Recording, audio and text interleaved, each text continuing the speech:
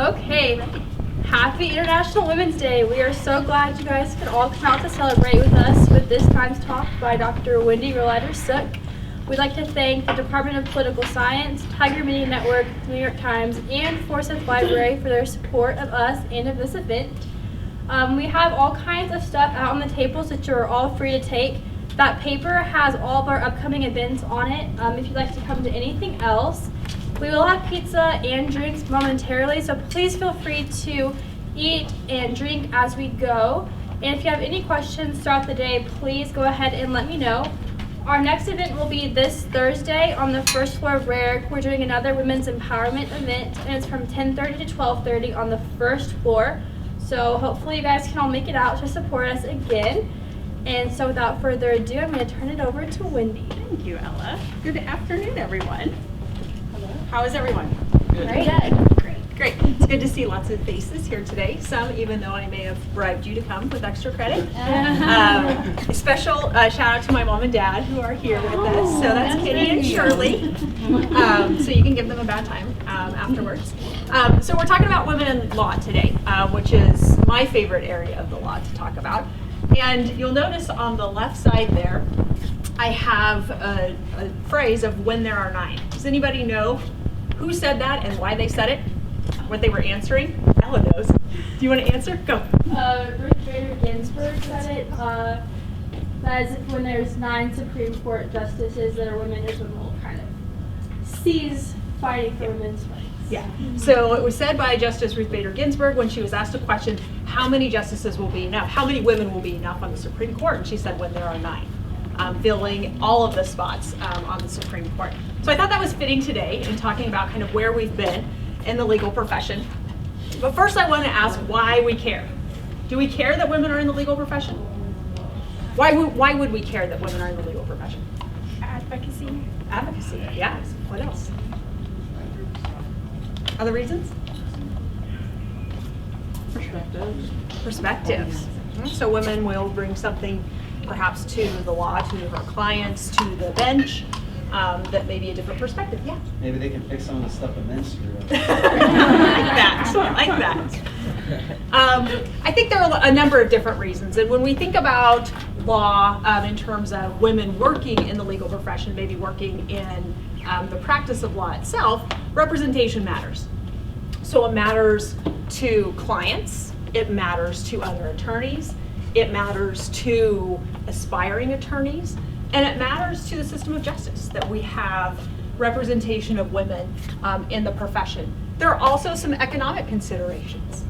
And other industries have found this, that there are usually financial benefits to having diversity in the business or in the organization. So there are financial benefits to acquiring or keeping women in the profession.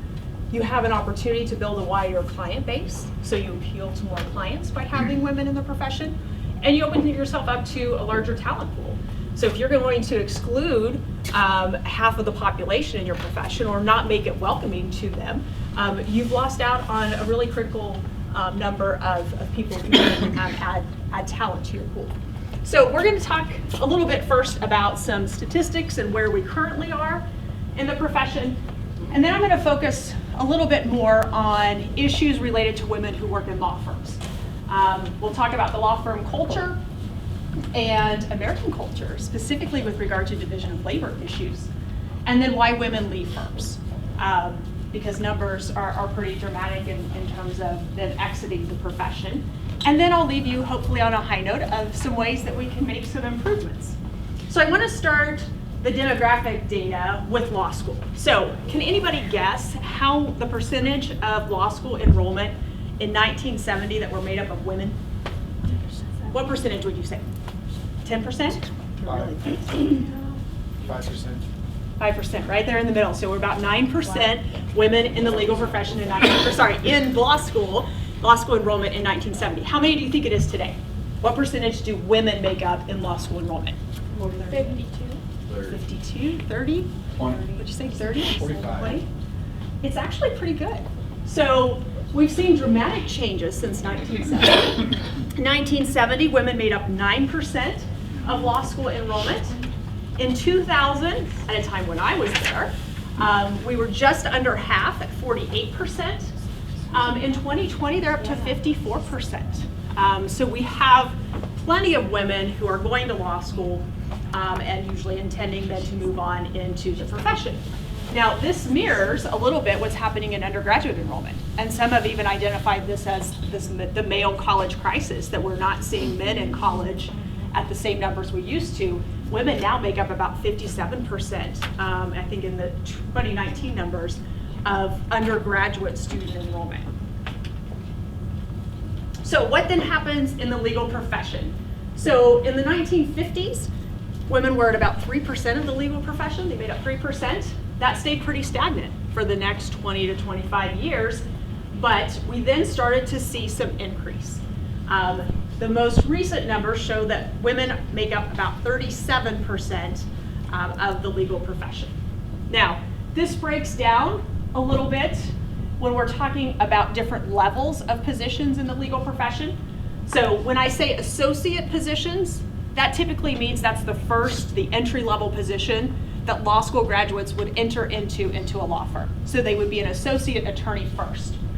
If they continue on, they may then have an opportunity to be promoted into a partner position. And we'll talk about some distinctions within the partner position, but currently in 2020, women were being hired and entering into those entry-level positions at almost a 50-50 rate. So they're about 47% of associate positions are held by women in 2020. However, the partner positions, only 25% are held by women. Now, firms also can do some different things in terms of their partnership levels. So especially in larger firms, you have a multi-tier of partnership levels. So everybody starts as an associate, and then they move into non-equity partnerships, and then they move into equity partnerships. And the distinction there really has to do with money. And if you are in an equity partnership, that's a higher level position where you are having an opportunity to share in the profits of the firm. So that's considered the highest level, the most prestigious position in the legal profession. If you're a non-equity partnership, you have some sort of promotion there beyond an associate, but you're not really sharing in the profits of the firm. Not all firms have this multi-level partnership structure, but certainly a lot of the larger firms do. So you can see numbers there are not all that impressive. When you look at equity partnerships, only 21% of those are held by women in 2020. So the numbers don't look great there. In terms of managing partners, so these are folks who are in the head administrative positions in law firms. Usually they are attorneys at the same time, so they're probably also having a private practice and they're working in the law, but they're also responsible for all the administration of the firm. In 2014, that number was only 4% in the 200 largest law firms. That has increased fairly dramatically in 2020 to 28%. Then we can talk a little bit about the judiciary. So in the federal system, which is on the right side, we had three women only in 1950 in federal judgeships. In 1980, it was at about 5%, 46 people. In the last numbers in 2020 is 382 judges, federal judges are women, making up about 28%. This does not reflect the current administration's appointments to the court, and President Biden has been commended for the number of women that he has selected and appointed to fill those federal judgeship positions. So overall, we are at higher numbers there for the new federal judgeships. It does look like there's a trend that number is increasing and more of them are being appointed. So if you all follow the Supreme Court, you've probably seen that there is a current opening, or will be a current opening after this term on the Supreme Court. President Biden has nominated Ketanji Brown Jackson, who is currently a circuit court judge for the DC Circuit. If she is approved by the Senate, how many women does that put on the Supreme Court? Anybody know? One, two, more? Isaiah says 3. 4. Did you say You gotta say it louder. So that would put 4 women on the Supreme Court, which would be how many, roughly percentage-wise? Little less than half. So the court's made up of 9 justices. If you have 4 on there, you're getting close to 50%.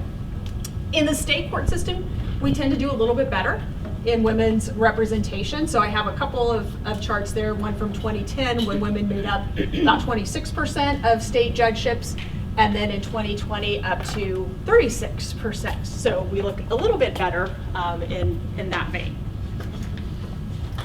Okay, so do we have a problem? So the stats that I just gave you, does this suggest that we have a problem with women reaching parity with men in the profession? What would you say? You say yes. Watch. Well, even just within the discrepancies with women of color, those who are maybe not able-bodied, it's a little bit concerning because when you look at the overarching picture, yes, we're getting up there, but then you look at those minority groups within the subsection of women, and those numbers are scary. So. Yes. As a person of scary. color, yeah. Those numbers are scary. When you look at women of color, those Correct. numbers are even lower than when looking at the overall women's percentage. So there are a lot of reports out there. I just pulled titles of a few of them, and you can read them. But they talk about walking out the door, the facts, figures, and future of experienced women lawyers in private practice. In their own words, experienced women lawyers explain why they're leaving their law firms and their profession. Is there a partnership gap? What about promotion and retention of women? The pay gap. New Millennium, saying glass ceiling, the impact of law firm compensation systems on women. So this suggests a little bit that maybe there is a problem. But sometimes I hear, well, we just need to wait, right? We just need to be patient. It hasn't been forever that women have been in equal numbers in law school as men. Maybe we just need to hold on a little bit and give those women a chance to get into the profession at equal numbers. So Rachel Treatman had written an article in an ABA journal about the current rate of putting women into equity positions. Remember, when we talked about equity, those are the highest level positions in law firms where they would share in the profits. We're currently sitting at about 21%. So here's my quiz question. At the current rate, what year will we reach 30% of women in equity partnerships? Do you think it's 2052, 2076, 2117, or 2181? Who wants to guess? They all look great, right? Who thinks it's A? 2052, okay. We got a voter in the back. B? Okay, got a few more. Think it's B. What about C? Okay, a few more. Anybody think it's D? Larry says it's D. He's right. Oh. 2181 at the current rate to get 30% of women in equity partnership positions. Okay, so that says to me we have a problem. It's not too early to raise the red flag on this issue. So current issues that tend to rise to the top in all of these reports and surveys have been that women aren't rising to positions of power. They're not being promoted into those positions of equity partnerships and leadership at the same rate as their male colleagues, and they're leaving the profession. Now, I would argue that these two are likely very related, because if you're not moving up in a law firm, you may decide, I'm going to find a different opportunity, or you may be asked to leave if you're not meeting those expectations. So sometimes the requirements that we'll talk about here in a minute aren't just so that some people get promotions and some don't. It could be for you to be able to stay working in that position. So two of the reports that I draw on, these were both conducted by the American Bar Association, and I mentioned them earlier, but they looked at, one survey looked at about 1,200 big firm lawyers and talked with them about their experience. They've been all practicing for at least 15 years. In their own words, looked at some focus groups and individual interviews of people who had received, women who had received their law degrees 20 to 30 years ago. So a lot of this data is coming from those reports. So I'm going to talk about the law firm culture a little bit, because I would say that this issue is not just specific necessarily to the legal profession. It probably happens in other professions as well. But I think that the legal profession and its culture perpetuates this maybe in ways that other professions don't, or I think overall, law firms and the law is very slow to change. So it's a very traditional profession. We don't like to do things differently unless we really have to. We see this all the way from legal education and their disinterest for many years of moving to online programs to work in law firms. So they've been pretty consistent. I also am specifically talking about law firms because most people who graduate from law school, about 75%, go on into private practice in law firms. They may be of different sizes, but the majority work in this area. There are other professions in the law. There are alternative careers, there's academia, there's public service that don't necessarily fit into this, but I want to focus the conversation primarily on law firms. So when we're talking about compensation and promotion, things that will typically be used in those structures will relate to the number of hours worked. So the more hours you put in, the better chance you have of being compensated for that, and the better chance you have of being promoted within the law firm. So it's sheer number of hours worked. But when we look a little bit closer at compensation structures, and firms will vary in terms of how they do this. Usually you'll see things like origination, you'll see hours worked, and you'll see income generation.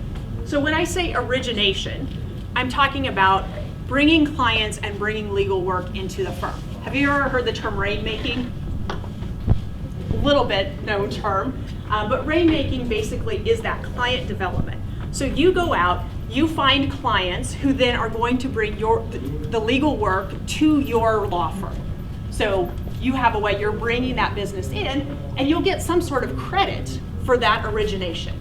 And that will play a factor usually in your compensation. So the more clients you bring in, the better you're doing in the origination piece. Oh, and by the way, you guys go stop and get pizza. If there's still pizza back there, is there still some back there? Okay, please get up and go. Don't worry about interrupting. So how do you build clients? Any ideas like how you would go find some clients? Depends on the law firm, probably. Maybe it depends on the law firm. But if you're doing it individually as a lawyer, what kind of things do you think you would do? Cards. Cards, you'd have little cards, and what would you give them to? Companies. Yeah, companies, right? So maybe you're gonna go visit some businesses and say, hey, I'm a lawyer. Yeah. Any other things? Yeah, cute. It would kind of depend on if you're specialized in something. Right, okay. Advertising. So Georgia's getting to, yeah, so you might do some advertising in that area. What about joining some civic organizations? Start to know people, right? It's kind of, think of like, how do you make friends? I know, y'all use social media. And maybe social media is one way that you could do that as an attorney. But you're also probably getting out in the community. You're making contacts with people. So maybe you're going to the Rotary Club meeting. Maybe you're going to play golf, right? So all these different ways that you might develop your clients.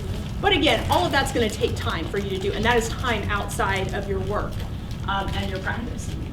Hours worked, very simply, when we're talking about compensation, the more hours you work, the more money that you can make.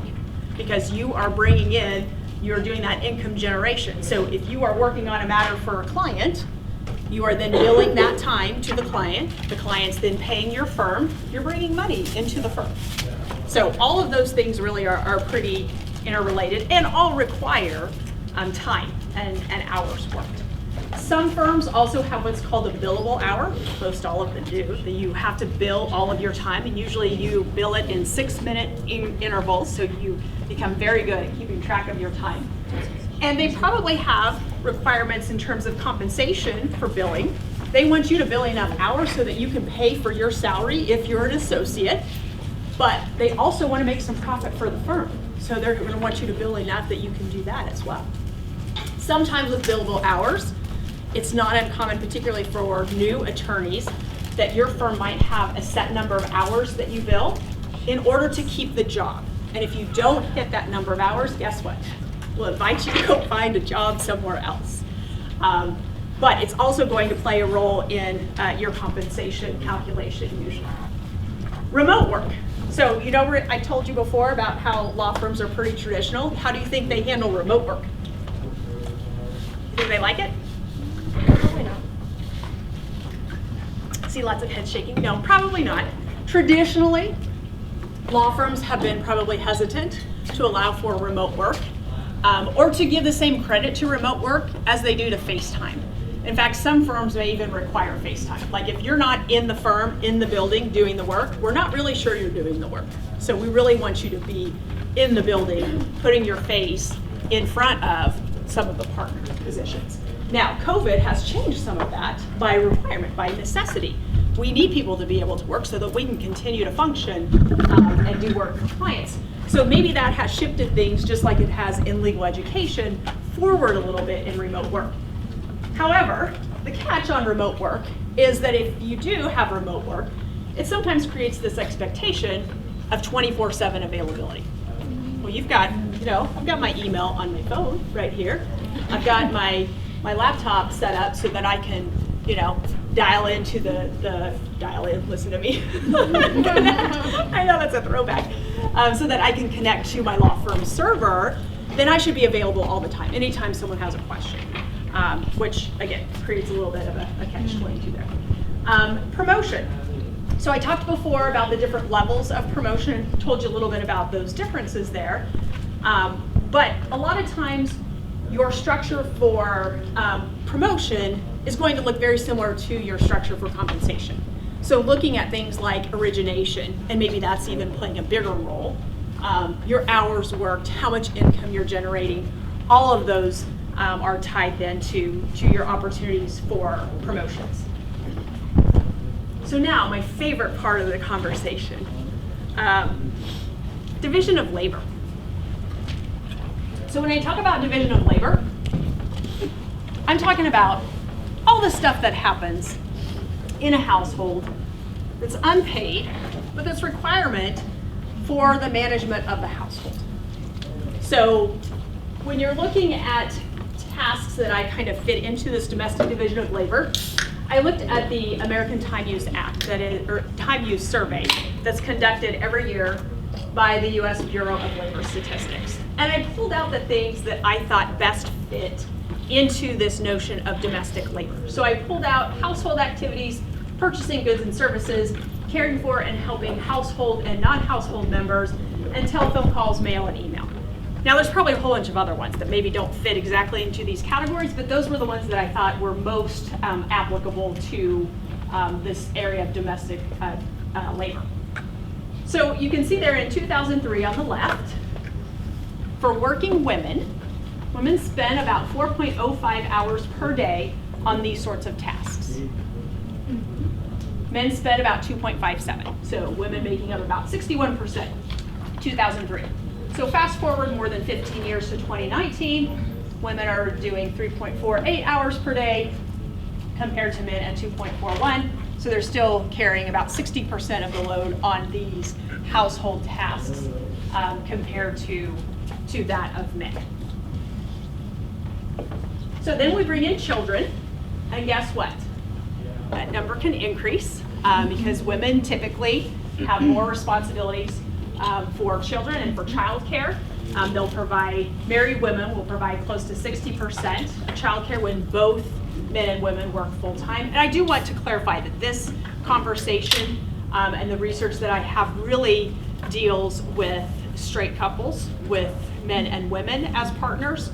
I think you can apply this in other areas, but I think you need to look at the specific situations and who's carrying the bulk of the load there. So if they have younger children, that number is higher. They'll provide close to 70% of childcare during the standard working day. So what does that mean? If they're working full-time, the kid gets sick, guess who's taking care of the kid? Mm-hmm. Mom is, right? So they're carrying a heavier load there.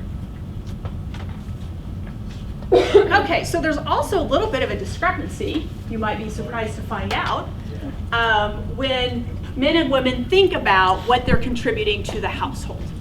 So my question for you here is, when completing what percentage of tasks, of household tasks, do men feel they're contributing equally to the household labor? Is it 35%, 50%, or 65%?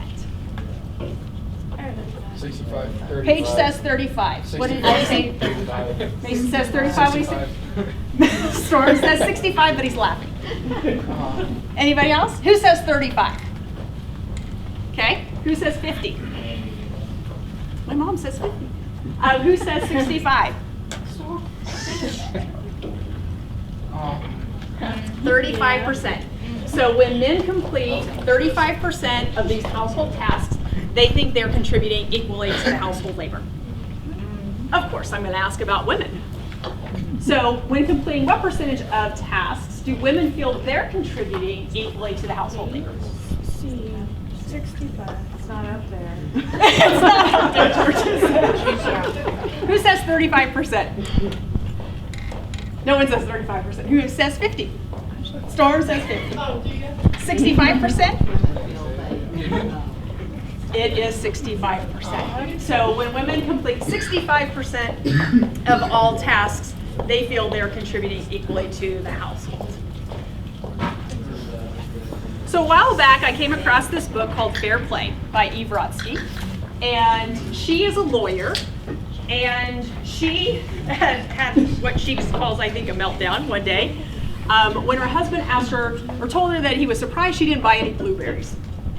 And this sent her off into this project of documenting all the stuff that she does, and she titled it something humorous, but I'll just edit it to say, crap I do. All day. And she made this spreadsheet, and she just kept adding task after task after task. And she gets at this idea of invisible work, emotional labor, the mental load, and all of the extra stuff beyond just the task itself that has to be done, and how much time is spent on this invisible labor. And who typically handles the invisible labor? Usually it's the woman. So invisible work she defines as unseen and unrecognized by the other partner who's not doing it, and unacknowledged as work by the person who's doing it.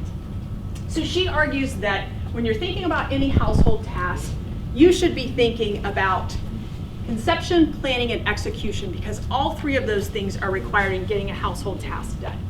So the conception being an assessment of the overall needs in the household, and identifying and defining the task that's going to meet that need. So you have to have some awareness of like what's going on, what needs to be done, what sort of task is going to fulfill that. The planning, so like how am I going to actually carry out that task, what needs to be done to actually do it. And then the execution, which is the end and kind of maybe doesn't even require as much time as the other two, is actually completing the task and executing the task. So there's lots of examples I think we all probably can think of with regard to invisible labor. Does anyone want to share any example of some invisible labor maybe they've done related to the household in the last day or two? Yes, Georgia. I'm actually married. Okay. 4 children.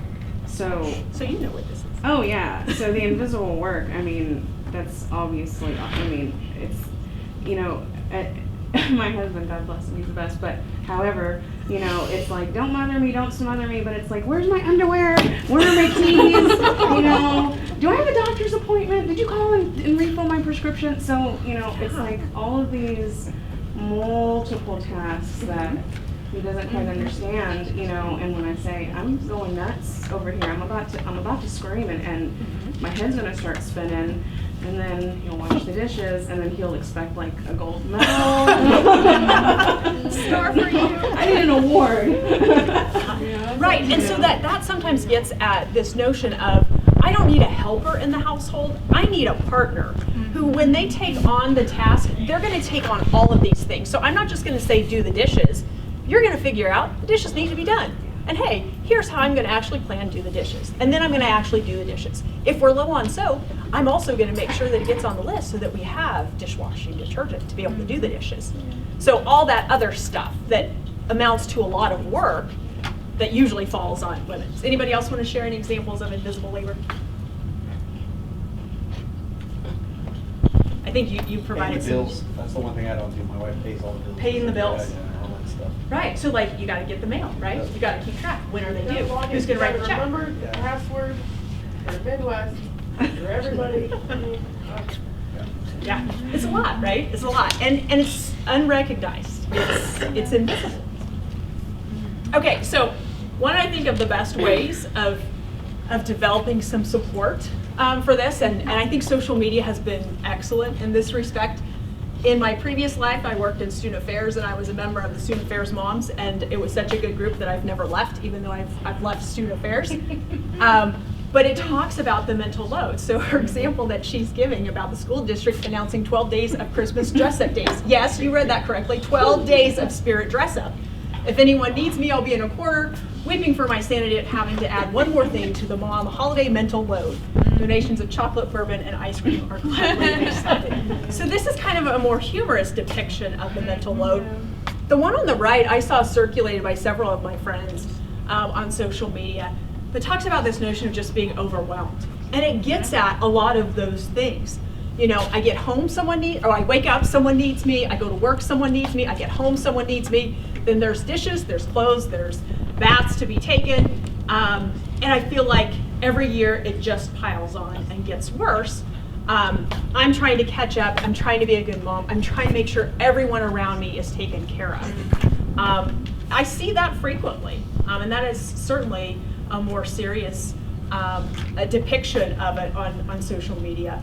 But as I mentioned, I think social media can provide some of that support network. So think about all those things. Is it any different for women lawyers? No, it's not. And this survey has specifically to do with childcare responsibilities. Women lawyers will report in vastly greater percentages than their male counterparts that they're responsible for really all child care, making all the arrangements, daytime care, evening care, leaving work for child care so if the kid's sick, also dealing with any extracurricular activities for children, you know, getting them to and from activities. So has the pandemic made it better? No, pandemic's been really hard, particularly on women in the workforce. And part of that has to do with lack of childcare and lack of in-person schooling. So women during the pandemic across professions spent an average of 15 hours per week more than fathers, and were 1.5 times more likely than fathers to spend an additional 3 hours or more per day. So that's my funny depiction there from social media again. They're both working from home, and he wants to take credit for getting the kids lunch and their Mickey Mouse Clubhouse ready, and she's giving him a death glare and says, "Who got the kids ready? This is not you who did all of this." And then she posts a cute picture, so she remembers not murdering me. So women lawyers, they're facing the same sort of obstacles. So those who took on additional work in terms of childcare, that fell more heavily on women lawyers, just as it did on women across other professions. And then they also worked from home. So those who worked from home, women were hit harder than married men who were in the same situation working from home. Getting back to that social media example, women lawyers were more likely to work from home than taking care of children who weren't in daycare or weren't in school. Yeah. Do you send those last 2 slides to Joe Manchin? No, I haven't. So we've seen this happen across the board, but we've also seen it happen in the legal profession. So why do women leave firms? So I'm going to transition here a little bit, but first I want to talk about why women like to practice law. So what gets them there, what those who are staying there, what do they like about it? Those who have left, what did they like about it? And you see a lot of connections here. The intellectual stimulation, it's challenging work, they really like that. They like their colleagues, they like helping clients, they like having some sort of control and having a little autonomy in their work, do like the compensation and the social impact that they're making. But then why do they leave? Well, you can see a number of factors here. First on the list are caretaking commitments.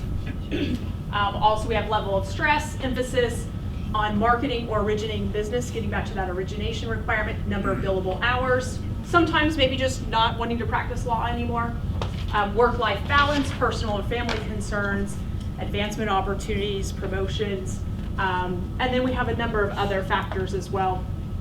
But the ones that I will pull out of here relate in large part to this notion of it's going to take a lot of hours to be successful in the legal profession. And what sort of things will take you away from being able to put in all of those hours and be successful. Now, it's naive to think that there's no gender bias or other issues in the legal profession, because that is not the case. You can see their sexual harassment's listed on there. Mental health concerns are a factor. Sexist and racist behavior is also something that women face in the legal profession. So I don't want to diminish those, but that's not going to be the specific focus of my conversation here. And usually it's a number of factors that women will identify as their reasons for deciding to leave. So I want to talk about promotion though, compensation, as I mentioned earlier, and kind of how all that ties into our requirements, caretaking, and outside of the actual workplace commitments that people have. So a lot of these quotes that you'll see on here came from those reports that I mentioned earlier. But this slide talks about promotion disparity.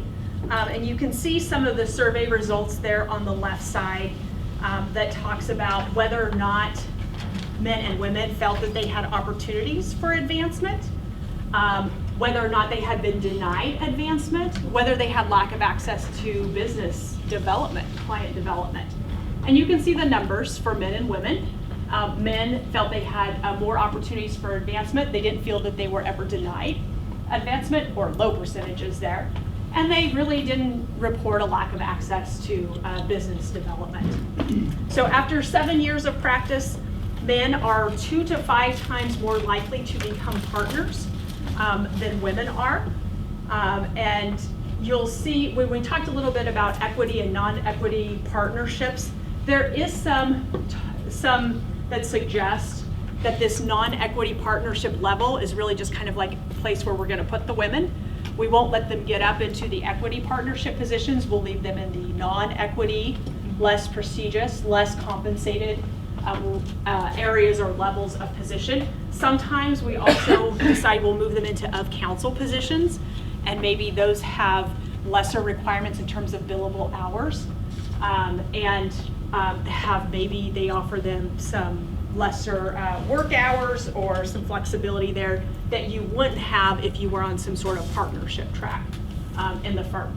I thought this quote was really telling, and one of the women in the surveys reported that she and a colleague did not know they were up for promotion. It was apparently a place that kept that fairly secret. And when she asked why her male counterpart was promoted and she wasn't, they said, "Oh, we didn't know you wanted to be an equity partner." Like, why would you want to do that, right? So then we talk about compensation. So we have some compensation disparities, and this happens at every level, but you can see the gap gets wider as we move into non-equity and equity partnerships. And you'll see the gap as you get to those who are after 12 years and up, the gap increases to about 20% difference between what men and women are paid in the profession. And then we have some survey results about how they view that, whether they're satisfied with compensation. Men report a higher percentage report being satisfied. Only 4% of men had ever had identified being denied a salary increase, compared to 54% of women. 46% of women were dissatisfied with recognition for their work, compared to 15% of men.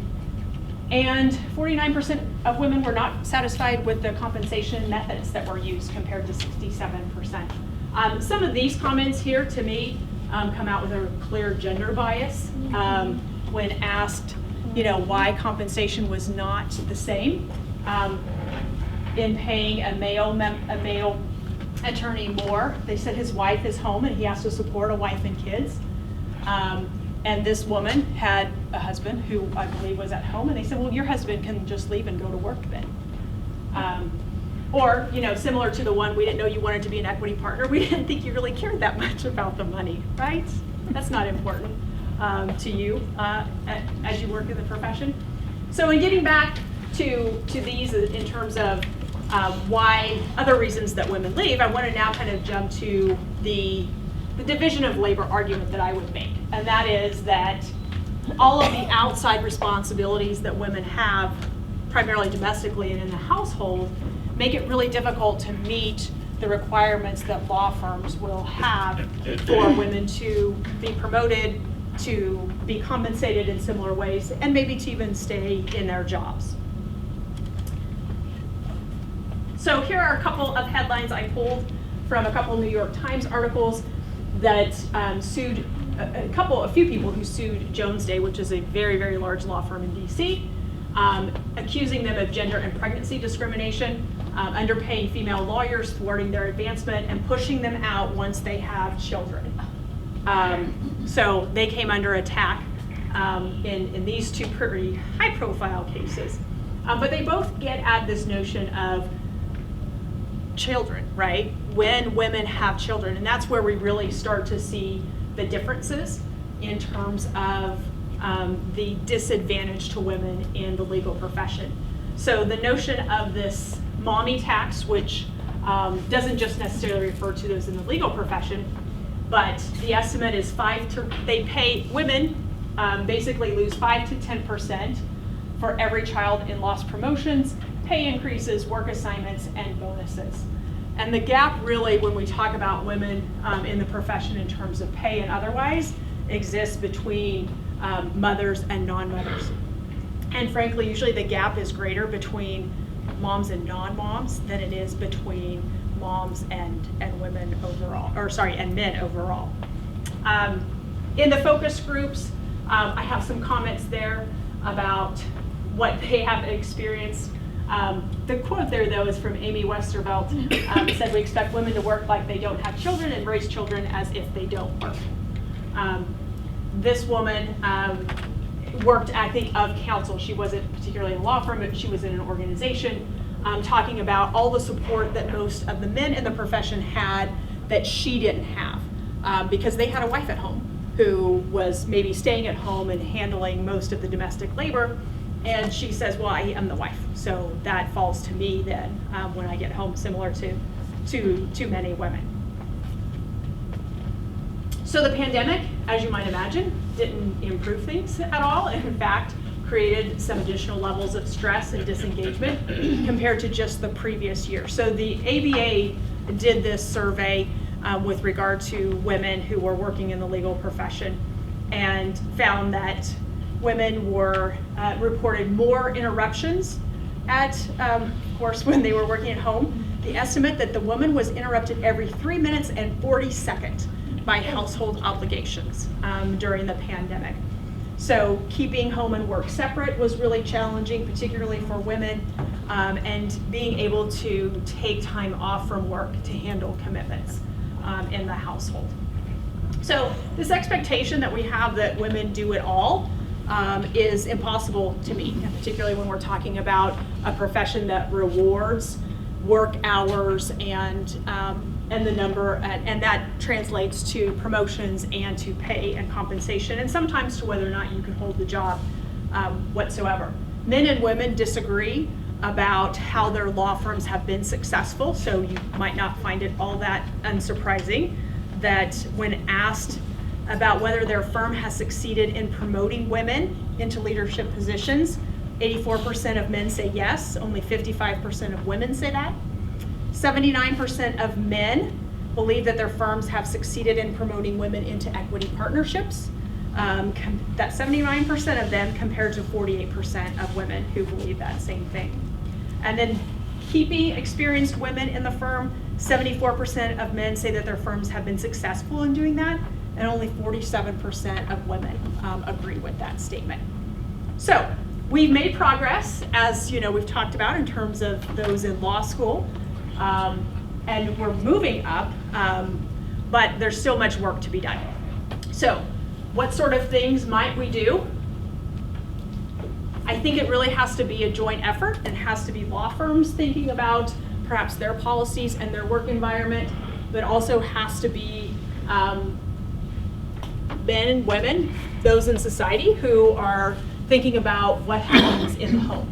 So if we're talking about things in law firms, thinking about compensation and promotion structures, thinking about what they're offering in terms of family and medical leave, allowing some part-time work schedules so that maybe men or women can decide that they're going to work fewer hours at the office, and maybe for a short period of time as they're maybe helping with particularly young children, having some flexibility and some remote options in their work.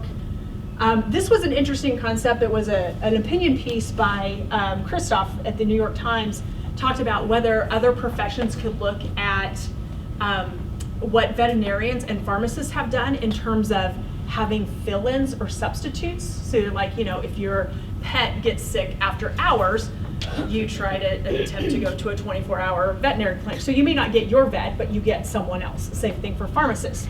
I think that creates some challenges when we're talking about lawyer-client relationships, but I think it's an interesting idea to maybe look into. If there would be on-site childcare available for those with young children, and maybe some services to perform some of those personal tasks. So those are things that firms can do, and some large firms have adopted some of these and looked at offering those sorts of benefits. I think the harder one comes in the household. You know, how do you figure out to get buy-in from both parties or partners in the household into managing that household and taking an active role and thinking of the household the same way that they would think of their work. And the importance of the management of the household should rise to that same level. And then figure out how you're going to equitably distribute what needs to be done in the household in order for it to be managed.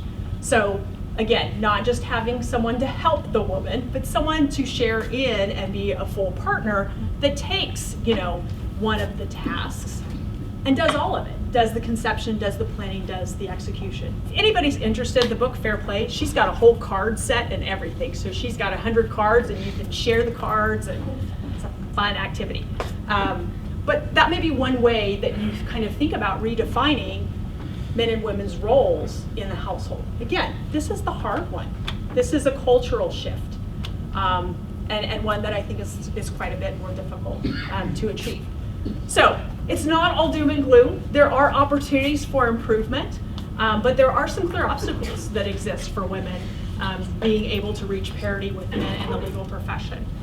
So I'm hopeful that it will be something that will be recognized, talked about in law firms, but also something that women might think about as they're thinking about entering the profession, and how they might figure out how to stay in the profession, so that we can reach those levels a little bit closer to 50-50 rather than only 37% of the profession being made up by women.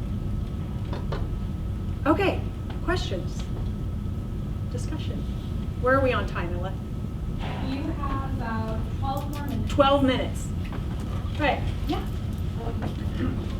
Do we see kind of the mommy tax effect consistently across the spectrum of like overall family income? Do people, when the family has a very high income, they generally sometimes can afford that extra pair of hands or whatever. Do they still, do you know if that still affects the women as much, the mommy tax thing? And all of that stuff? If there's another income, are you saying if there's another income in the household? If they have very high incomes. Oh, so that 5 to 10% doesn't make as much of a difference. Yeah, are they to still them.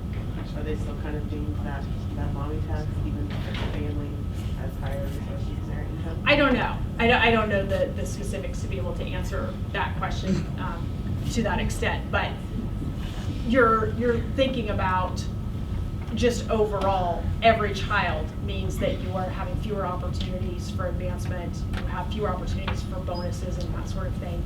Now, if you're at that high level, maybe it doesn't hit you as much, but I would say overall, you're probably still seeing that sort of hit. I would to think your it's consistent when the income raises, maybe what you're losing is a little less as you go. Maybe, yeah. I don't know, it's an interesting question. No questions? Discussion? What do you think of the idea that if a woman is working, the child is neglected? Because that's a common thing. Like if a woman is, like if a woman is working a lot of times, usually like you'll see men's, like as they grow up, the men's behavior explained away as, oh, he had a domineering mother who worked a high paying position. Like, how do you think that plays into this? No, how do you think? Do you have an answer? I think it's really important to like how women view themselves when they go into a time-consuming job such as this, because it's like if society is saying, oh, a man can work long hours in a tedious job, Right. And the child will be fine, but if it's the woman doing it, women have more Yeah. pressure on them to not go into this job field. Yeah, we don't measure them in the same way. Yeah, a woman who is working is taking time away from a child to a different extent than a man who's doing the same sort of thing. So, yeah, I think it's problematic. It's not, you know, but the fact that I think it's problematic doesn't mean that it doesn't exist. I think society still probably has some of that mentality in looking at how women work. And I think women internalize some of that in terms of their approach to their work. And they think, you know, there is this expectation that they do it all. They figure out how to do it all. They're supposed to be able to have everything. You can work outside the home, you can also have a family. But I'm not sure that many have found a way to do it all at the same time. Well, yeah. How realistic are the media portrayals of like women in law? Because there is some shows that portray like the Billable Hour and shows like that show high-powered lawyers that are female. I'm just wondering if you have any thoughts on that. Honestly, I don't watch many of them, so I'm not familiar with the specifics. But did they depict them in terms of working a ton of hours, not seeing the child very much? Yeah, I mean, there's definitely aspects of that in the Yeah. show. And I was just curious if you had any thoughts on that. No, I don't, because I really haven't watched many of them. But and you know, overall depictions of law in media is usually not that great. It's usually glamorized and it's dramatized in a way that's not real life.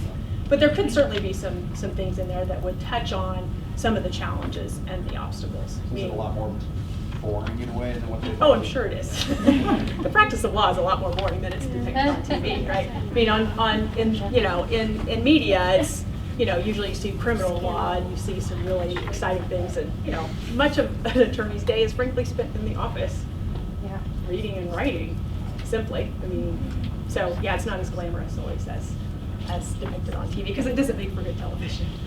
Do you think there's a difference in like depictions of dedicated men and women? Like men who put in a lot of hours at work, are they seen as dedicated? And a woman who's really focused on her job, do you think she's seen as like maybe a bitch sometimes? Generally speaking, yeah, I think so. Do you all agree with that? Yes. I see heads shaking. Anybody want to comment on that? I mean, oh yeah. I mean, especially with what I plan on doing, I actually plan on fighting for fathers and children's rights.